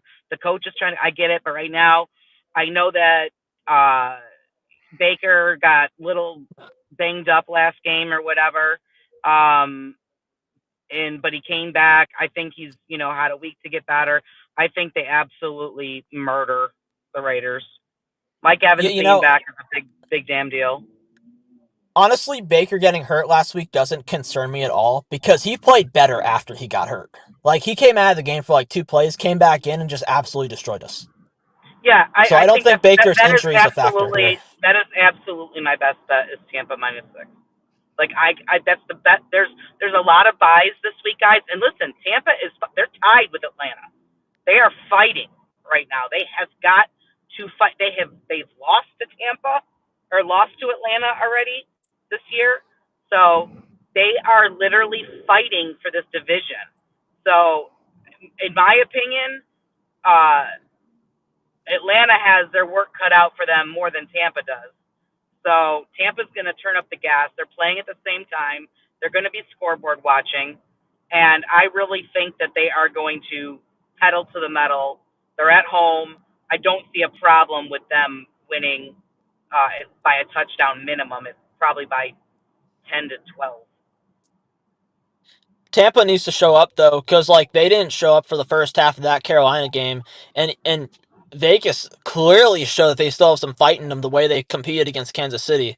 So I'm with it. The only thing they have is fight, and that's dangerous against the Bucs defense that can't stop anyone. And Mike, and a 6-point spread. Bryce Young alts, get against this Bucs defense.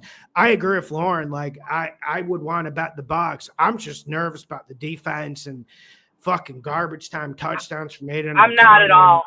I'm really not at all. I mean, if they can just lock down Bowers, at least some, because he's the only offensive weapon they have over there that's worth Jacoby a damn. Myers been balling, Lauren. Not as much as Bowers, but yes, I get it. Like that, those are their two weapons. I don't think Gardner Minshew is going to be able to keep up with the scoring that Tampa's going to put up there. We got don't. Aiden O'Connell who holds the ball too long. Oh, I'm sorry. But the My Bucs can't get bad. pressure without Aiden blitzing. O'Connell.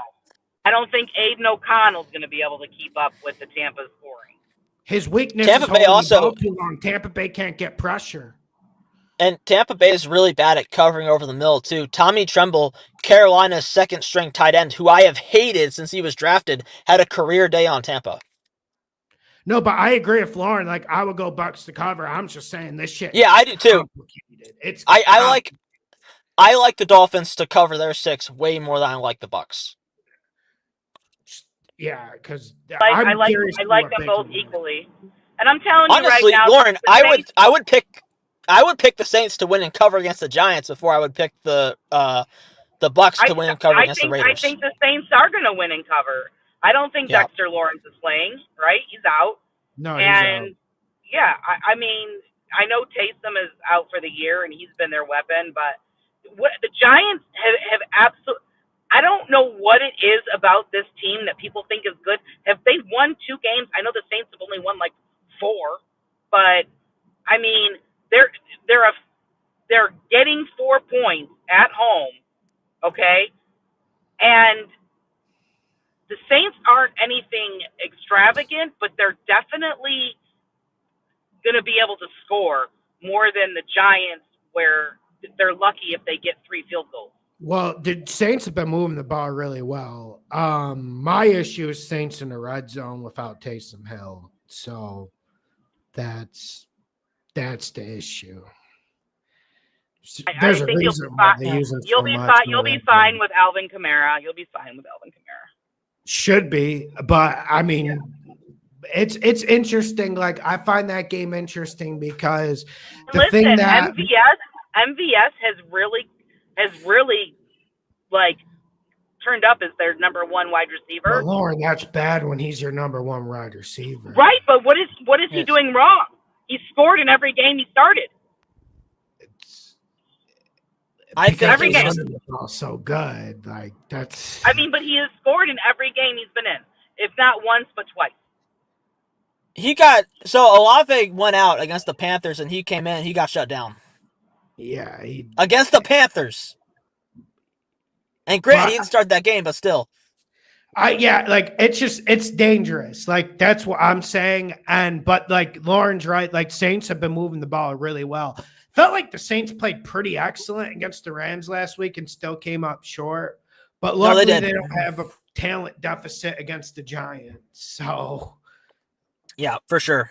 That's why I can't bet the Giants. Trust me, I was tempted. And plus, like, we see Malik Neighbors is questionable now. Like, get me out of there. Get me out. So. Okay, we haven't talked about this game yet, but someone's asking about it in the chat. How are you guys feeling about Seahawks Cardinals? Cardinals all day. I'm on the Cardinals. I'm with you. I just, the past couple weeks, the Cardinals have really kind of they have lost based on a few dumb plays from Kyler Murray. Like, let's be honest. That's what's come down to, and he's completely screwed him over. We need him to play a clean game this week. And if they can do that in the desert at home, I think they're going to win no problem. Mike, I don't know about you, Lauren, or Mike. All I see for reasons that the Seahawks are going to win this game are like trend bets. Right. And I'm not. Some of those trend bets wasn't John Skeleton starting, wasn't Thule starting. Like, at a certain point, no trend bets are fucking useless. I absolutely have no desire to look at a trend bet when Geno Smith is playing Kyler Murray in the desert for less than a field goal. It's 2.5 damn points. Arizona's a better team. Oh, go ahead, Lauren. Arizona's a better team. I just think that at home, I think the desert is actually a better home field than a lot of places. Dude, Lauren, So- it's top 5 home field in the fucking league. And everyone still thinks Seattle's a tough home field. Everyone walks into Seattle and wins. Like, look at the Giants. They walked in and beat their ass. Like, everyone goes in there and wins. Yeah. I get it. The other thing, too, is like, and this has gone kind of untalked about, I feel like the Cardinals coaching staff is pretty damn good. Like, I felt like they outcoached the Vikings, and they have a quiet tandem themselves. Like, I felt like they outcoached the Vikings on both sides of the ball, and they only lost. To be honest, they just kind of let up the last minute and choked the game away. That's the only reason they lost. John Gannon made one bad move. They were up 3, and what was it, like 4th and 2, 4th and 3 in Vikings territory, and he chooses to kick the field goal. You go to 6. Like, eventually Sam's going to get going, like, because Cardinals can't get a lot of pressure. It was a bad move. But they definitely they're great, well coached, and I feel like the Seahawks are one of the bottom 10 coach teams. And not just that, the Cardinals defense has been playing better. They have, yeah. Dude, and they've been they've been the best defense last 7-8 weeks of the fucking year. Like, and I can definitely see Kyler having. I mean, Kyler had a shit game last week or whatever, but he's at home. It's only 2.5. You're going to give me less than a field goal to cover. They just got to cover by a field goal. I am all over Arizona this week. Well, Lauren, this feels like the Bears week to me. Like, everyone picking the Bears, and the people are appalled by the Cardinals money pick against the Bears. Similar spread, similar situation, similar matchup. And I'm worried. The only thing that worries me about this game is Seattle's run defense has gotten a lot better, but like Mike said, I just want the cleaner football team in a game like this. And these games are going to be different. I also like the under once again. Like, that was like the only side I really liked in that first game was the under. Feel like under's in play, even though it went to 46.5 in the first matchup. Now it's down to 44.5. Still like the under. And I feel like the Cardinals play better defense. So that's where I'm at on it. You know what I can't stand? I can't stand people saying Seattle's going to win because they just beat them 2 weeks ago. I hate that. Dude, that's why I hate NFL. Like, people are so overreactive, and it's fucking sickening. And that game came down to a BS pick 6. Like, that really, the only reason Kyler even threw it was because it was 4th down. And the Hawks couldn't even put him away. We saw patented Geno Smith red zone interception. How many of those have we seen? Like 7, 8? I've never seen more red zone interceptions in my life. I really. For sure. You got to think maybe it's going to like work itself out. Like, maybe it's just a variance. Maybe it's a crazy statistical anomaly. I don't know, man. Like, him and Kirk Cousins, those two. Oof. Which, by the way, I gotta say, I'm liking the Vikings more and more every day to just destroy the Falcons. You mentioned it earlier, but I know it's dangerous. They played like shit. Did you see any of that game? I did. I watched that most of that Vikings Cardinals game. I just think fundamentally, game plan wise, the Falcons are not going to blitz Sam Darnold, so Darnold should play well, and the Vikings are going to do everything they can to pressure Kirk Cousins. I wish I could go on with this. I just don't have I can't. That line of I get it. 5.5 is a lot of points. 5.5 is a lot of points. It's an awkward amount of points. But look, hey, Atlanta just got destroyed like 2 weeks ago when Denver followed that exact formula. So like, I don't think it's crazy. Okay, but hold on a second. Denver also has Sean Payton, who's been playing Atlanta for 10 years. Yeah, which, by the way, can we talk about that? Can we talk about how Sean Payton just completely, like, whipped the entire NFC South just for the hell of it? Of course he did. Like, that's the kind of petty stuff Sean Payton does for some reason. Like, I mean, Panthers lost 28-14. It was the best fight anyone in the division put up against the Broncos. And also, it's 6 now for the Falcons. He legitimately annihilated the whole NFC South. Why? Yeah. Because he has had a plan for the NFC South for 10 years. He beat the shit out of them for 10 years. And now he goes to another team. These teams change. Like, Lawson, you got to watch these games. He This was is trying to bad run up. teams. He was trying to run up the score on Carolina when his I team saw had the it. game sealed, for no reason. That's the kind of shit that Sean Payton does. Oh yeah, he's famous for that. Yeah, but it's easy to be a bully. Yeah. We'll see. We'll see when He the also did Panthers it get done with a next rookie year. quarterback. Let's talk about that. He Right. also did it with a rookie quarterback. But we'll see when this Panthers see him next year. Or they won't see him next year, In but 4 we'll years. see when they inevitably play again. And Bryce Young is better than Bo Nix. We'll see. I don't know about that. Yeah. We've been waiting for Bryce Young. I don't know about this Bo Nix stuff, man. Like Lauren, I'm you might looking be in at trouble. Bryce Young might not lose to the Saints for another couple years. So you better be ready for that. I just want to warn you. Bryce I don't Young know. props again this week, Mike. I'm telling you, it's down to 196. Yeah, and dude, those prop bets have such good value. Like if you tell me you want to take an alt line and get that up to 225, like I think that's a good bet. Because That's what I had told you last opportunities. week. I said Bryce Young alts, like 200 is too low. My thing was I didn't bet that because I thought the Panthers were smart enough to run the ball more. That's why I didn't touch it. Unfortunately, we got pass happy, and I think because the Panthers are going to get destroyed by Philly this week, I think they're going to get pass happy again, and I think he should have no problem getting over 200 yards. Oh, dude, I think they're going to and I think Canales is playing this right. Like, listen, man, like we know Chuba Hubbard can play. Like, we don't need to do that. We know the offense line can run block. We need them pass blocking. We need Bryce throwing to these guys. And maybe these guys can learn how to fucking catch. That's my thing. I mean, I just feel like the strength of the Panthers is getting under center and running the ball. We simply don't have the weapons on the outside to throw the ball nearly 50 times a game. Not right now, at least. I think Bryce is probably getting to the point where he's ready for that kind of workload, but the receivers and the weapons we have aren't. And that's why I want us to be more of a run team. But let's not talk about the Panthers anymore. What other games do we have? I kind of think Tennessee, but like I said, like let's just put a bow on the Falcons one. Like I don't think anyone should be betting that game. So, no, but how can you even talk about Tennessee and the Jags? I'm at the point right now where Tennessee is so bipolar. Will Levis is just the most bipolar individual I've ever seen, and actually he's more on the polar side because he just cannot get shit. If it weren't for their defense, they would lose 50-10 every week. But they would.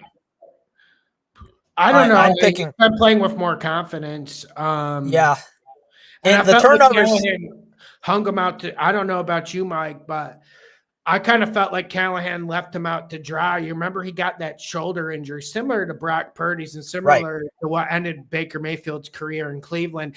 And then he threw him out there the next week. Like, what was that?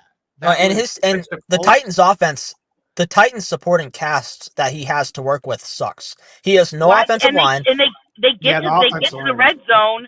They get to the red zone, and we don't even get a field goal. They go for it on fourth and whatever, and then just get nothing. They get nothing. Yeah. I don't honestly another quarterback hot take. So brace yourself. If Will Levis can get a decent quarterback coach and just not, make the meme of the week every 10th pass or so, I think Will Levis could actually be a decent quarterback. He just needs to cut out these stupid turnovers. It's tough because with Caleb Williams, I could tell Caleb Williams was drifting into sacks, even though the offense line's not the best. With Will Levis, he's drifting into a lot of sacks, but I'm not sure if it's due to the offense line because I think the offense lines I think they're the worst offensive line in the league, to be honest. So, I mean, that's really my only question. Like, nothing's worse than a quarterback drifting into sacks and inviting pressure. Like, that's the worst. And that's where I'm at. So, you want to talk about this Browns-Steelers game? No. I don't want to talk about it. No, I see Yandel in the chat saying Steelers minus 3.5. Well, man, I would not lower that and bring it to like minus like 280 to bet that first. I think it's 6. Isn't it 6.5? Yeah, like I would not like lay the Steelers minus 6.5 against the Browns. I would not bet this game, and I would not want to get against Jameis Winston laying that many points. It was Steelers minus 3. Well, fine, okay, great, go do it. But I would not want to get against Jameis Winston in this moment because he can get hot, and I feel like the Steelers' defense is not all that great. And I also I'm waiting to get against the Steelers offense, although I'm going to have to keep waiting longer because this Browns defense is fucking terrible. So.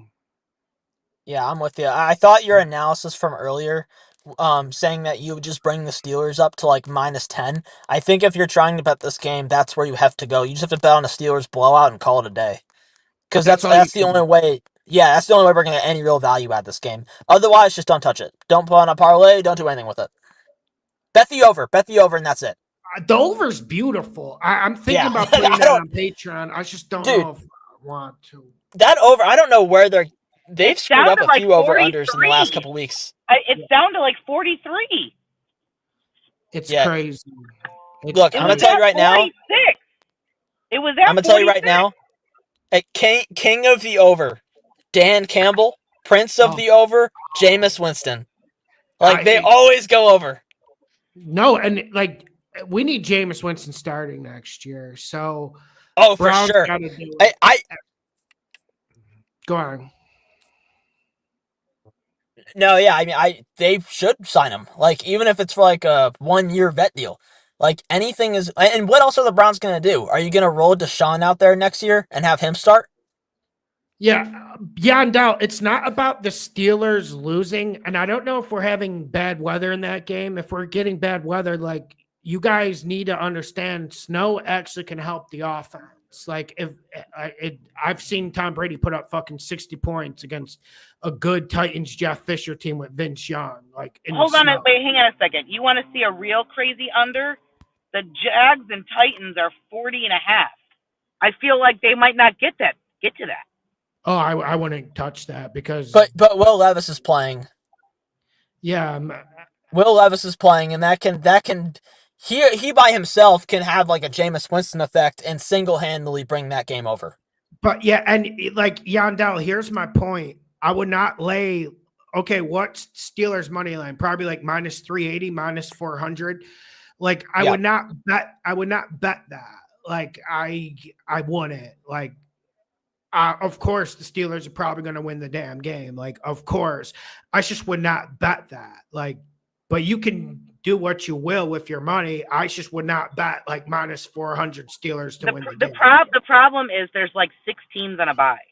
So there's not a lot to pick from this week. So everyone has to be very careful about where you put your money. If you like a game, don't just sit there and stick it in some crazy parlay because it's all that's available. You just can't do it. There's not a lot of excitement. I mean, there's 3 games maybe that I'm interested in, and that's 3 out of the whole week. Who's the Monday game? Cowboys, Bengals. Yeah. Bullshit. I will tell you also. I also really like the Panthers Eagles over under. I don't know how that thing is as low as it is, given how bad the Panthers defense is. I think Eagles get like 34 plus on their own, and I trust the Panthers. I just want to cut it. Someone's trying to like correct me and Steelers is at 400. It's minus 285 money line. Okay, let me fucking bring it up. Minus 320 FanDuel. Minus 320 on another one. Minus 275. Minus 315 on Bet 365. Like, bro, either way, it's bad betting that way. And I fucking told you guys. When they were going to Cleveland, you guys were trying to force bet a minus 240 Steelers money line. And guess what Jameis Winston did to you? Like, don't force bet, though. Sorry. All right. Yeah, that's why I don't bet Thursday games anymore. Game. Can we talk about this Monday game? Because it's got some serious questions on it. Listen, Joe Burrow has thrown for 30 touchdowns in 5 interceptions this year. The only other two quarterbacks to do that are Mahomes and Brady, and they had like 10-2 records.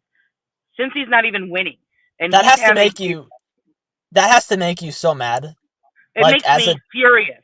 as a 30 Joe Burrow touchdowns, diehard. It's 30 hilarious though. touchdowns and 5 interceptions. He's having an impressive MVP year if they were even worth a damn. You know what I'm saying? It reminds me of like 2015's Drew Brees when like he would just get in these random shootouts in New Orleans and he would end up losing like 41-38 like on a weekly basis. That's what Joe Burrow's doing right now. But okay, let me just get to the chat. Okay. Guys, I don't like betting like minus 285s. Like Jamichael is saying, like, I'm surprised you don't think Bill's money line is a money pick. Guys, I don't bet like minus 285s, minus 300s, like, or whatever that is, minus 210, minus 180. Like, I don't like betting that. Like, I'd prefer to like bet like a long shot than that. Right, for sure. Sorry to derail the conversation, but I don't like betting that. And guys, like, they don't pay off long term. Like, you don't get away with it. It's just, anyways. Sorry to derail. Oh, wait, but the Cincy and Dallas game, does anyone have is it 4 still? It's minus 5. Oh, it's 5. Okay, 5. Was it always 5? It's been fluctuating because there were some Cincinnati injuries. Like, let me see what it is now. Just to double check. Yeah, man, with Cincy, it's minus 5.5. So I don't know. People are going to bet it. I don't want any part of that. So Mike, maybe you got a read on this? Is this one of your upsets? No, I think Bengals are going to win. It's hard to trust that Bengals defense. Like with 5 points. Dude, they were really bad last week, Mike. I know they were. And as a Russell Wilson, I'm sure that pissed you off. As a Russell Wilson hater, I'm sure you were furious. They were so bad. Yeah. Oh, I just remember. So I didn't catch that whole game because I was watching the other games. I just remember looking at the scoreline at the end and seeing 44-38 Steelers win and just being like, "What the hell happened here?" Yeah, it's tough. Like, it's tough. So I got suckered into that. Yeah. So I knew I was getting suckered into it. I want to get against the Steelers offense. It's just I'm not getting any situation. Like, their schedule's easier than I thought. Like, it's and they play a bunch of very hard. Mike. And they very hard. And they play all these trash defenses. Like, they play the Ravens again. They play the Chiefs again. Like, these are defenses you can throw the ball on. So, like, you're not going to have a chance to see Russell Wilson have a bad game. You know what you need, Lawson? You need Pittsburgh to play like Denver in the playoffs. Like a good pass defense and a good run defense that can make them one-dimensional, and then that might be your day. Yeah. We need good coaching too. Like, yes. And some of it, like, we're not going to get that with Zach Taylor. And that's what I'm saying. Like, they were getting pressure the whole game, and there's just guys like streaking wide open. It's incredible. Like, I felt like Cincy was at least getting a little bit better on defense. But yeah, with this Cincy Cowboys game, your guess is as good as mine. I don't. What's the over under on that game? I'm just curious. I have no idea. Over under could be interesting because they're not. Yeah. I actually thought the Bengals could stop the run. And that was one thing that 49.5. 49? Yeah. It's tough with the Cowboys, but maybe the Cowboys have found something on offense. I don't know. And the Bengals defense sucks. So yeah. I don't know. That might be something to go after. Yeah. But that also means the Cowboys got to score. It's the Bengals. Anyone can score. Let me see the Steelers' strength of schedule, because they definitely lucked out with not finishing first in that division last year. Let me see the Steelers' strength. They really did. And they got the Chargers at the right time too. Herbert was on Yeah, when Hurt was beat up. One leg, week 1 or some shit. Yeah, it's what I do this. Okay.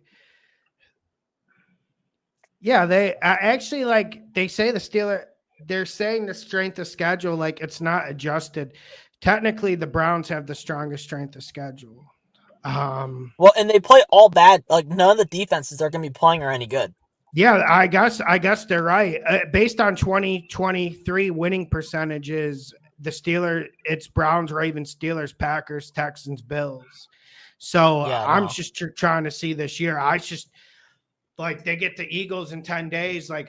Bro, like the season. Oh, that might be your game. They might get whooped by the Eagles. Yeah, he says they got the Eagles, Chiefs, and Ravens in 10 days. Like, I get it, but they already built themselves a cushion. I'm just saying, I don't even know if Hurts is the guy to tear apart the defense.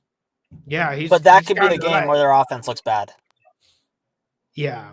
Yeah. Yeah. They have the Steelers have a 3-game. They have a 3-game lead on that division. The Eagles' defense is legit. Yeah, he's right about that. I got to tip the cap to him. Super Bowl winner, man. My pick at the beginning of the year was Ravens. I don't know, Mike or Lauren, if you're seeing a path forward for that. I don't like changing the Super Bowl. I thought your pick was Houston.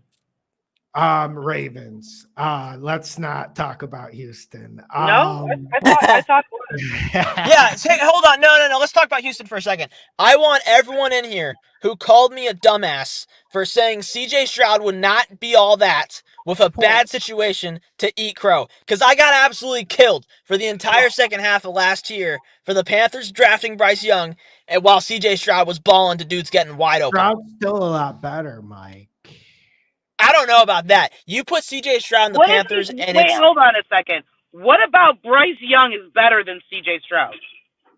I mean, I may have a case. Have you watched the last month of the season? Yeah. Well, you put CJ Stroud in a bad situation, and he can't do anything with it. He has shown in the last month he cannot succeed when he has to carry the team. When there's no Tank Dell, when there's no Nico Collins, when the card's on the table, and it's all on him to push that offense forward, to elevate his talent, he has not done it. Bryce Young has. And I don't care what anyone says, you can't argue that. Bryce Young has done it 2 games. Yeah, Mike, Mike. Let's not get carried away. It's a small sample size, I'll admit it. The sophomore slump is real. I told you it was coming. I just didn't think it would be this bad. But also, there was one shocking game from CJ Stroud, the Packers game. That was shocking. Yeah, he played like shit in that game. Yeah, and Jets game's kind of shocking too. But CJ Stroud's never been a guy who's people think he can scramble. It's just maybe because the color of his skin, they think he can scramble. He's never been that guy. He relies on a pocket, and they're not getting a pocket. That's the issue. A-gap pressure is absolutely killing him. So hey, Bryce Young didn't have a pocket the entirety of his rookie year. Yeah, so I who would do they play? I think we would all take Stroud over Bryce. Thank you very much. We've been hammering the Bryce Young player props, but let me revisit this. Listen, hold on, and I'm still going off what I said 4 years ago. I'm still taking Justin Herbert over Tua. Oh yeah, sorry. I mean that's not a debate. Yeah, let's revisit this conversation in a year's time. No, but let's see how it goes. Yeah, I'm willing to settle it then. But your Panthers need to do something this offseason. This offseason was terrible. When you see Jeremy Chin, when you see Frankie Louvu on the Commanders, man, it's bad. So well, I mean, the problem was they turned over the entire front office. And they basically restructured the entire team and tried to bring focus to the offensive line, which I think was the right move. But now we still don't have weapons, and our defense sucks. So real quick, my plan for this offseason: get a real wide receiver for Bryce Young, someone who's not going to drop the ball every time it's thrown to him, and then at the draft, just spend every single pick on the defense. from tackle to linebacker to corner, just trade up and down, throw every dart at the dartboard, and just draft the shit out of defense. And Well, then maybe you should be on the committee, the Carolina committee. Maybe we should put you in there in the draft room with them, because it sounds like you've got a plan made out for them. So he might have more experience than Dan Morgan. So. And that's Dan exactly Morgan. where I'm. And credit to Dan Morgan. Dan Morgan's done a great job. Like, he really has done a good job this offseason acquiring some young guys. They went into the season hands behind their back. On that note, guys, listen, guys, I gotta go because I'm at poker. But yeah, we gotta go anyways. Like, listen, start talking about Panthers like off-season board. Like, listen, I'm just telling you guys, Tampa's my best bet. Tampa and Arizona are my two best bets. So those are my two. All right, got you. All right, guys. All right, see you, Lauren. Bye. All right, see you, Mike. Thank you for coming. All right, see you, bro. All right, we're going to get the Patreon questions up. I'm pretty sure I got every Patreon question. Kels, did I miss one of your questions? I don't think so, but if I missed your question, I'll respond to it. I'll make sure I write a response. Let me see if I missed your question. Okay. I did miss it. Rams, Chargers, Arizona, Atlanta. I would, like I said, like Rams, I feel like is dangerous. Like, I don't want to pick a side that game. Chargers, I like. Arizona, I like. And Atlanta, if you give me Atlanta with the +6, I would have to take the Atlanta +6. Gun to my head, like, if that's my only choice. So my bad for skipping over that question, Kels. My bad, man. Because I answered your first one, then I skipped over it. All right, Patreon bets will be up tonight. No, dude, Jamichael, thanks for getting on. Like, it was good. Like, I wasn't snapping at you. The -300s make my head spin.